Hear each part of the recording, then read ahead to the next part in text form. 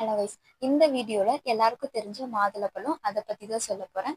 So இதில் rich nutrients வந்து ப்ரெசென்ட்டாக இருக்குது, like vitamins, minerals, fibres etcetera. First இது வந்து நம்மளோட இதயத்துக்கு ரொம்ப ரொம்ப நல்லது.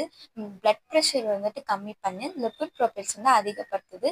இதயம் சம்மந்தப்பட்ட நோய் வராமல் நமக்கு வந்து ப்ரிவென்ட் பண்ணுது. Second one, anti inflammatory property வந்து இதில் இருக்குது. ஸோ நம்ம பாடியில் ஏதோ ஒரு வீக்கம் ஏற்பட்டுருச்சுன்னா அந்த வீக்கத்தை வந்து குறைக்க ஹெல்ப்ஃபுல்லாக இருக்குது. Third one, anti accident. இது நம்ம பாடியில கேன்சர் செல் வந்து க்ரோத் ஆகாம ப்ரிவென்ட் பண்ணுது. அடுத்து நோய் எதிர்ப்பு சக்தியை வந்துட்டு அதிகரிக்குது.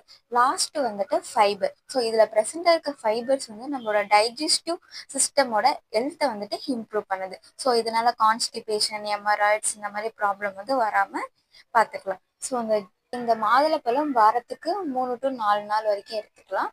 ஸோ இதை ஜூஸாகவும் எடுத்துக்கலாம், அப்படியும் எடுத்துக்கலாம். ஜூஸ் அப்படின்னா வந்துட்டு வித்தவுட் சுகரில் வந்துட்டு குடிங்க. தேங்க்யூ.